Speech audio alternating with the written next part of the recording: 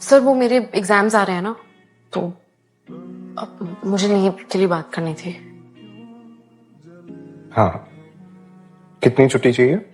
अभी next week से। Okay, mail डाल देना। Sure sir, thank you. आची, मेल में ये एक्नॉलेज कर देना कि you understand these leaves will be counted in the 180 days leaves allotted by the CA institute.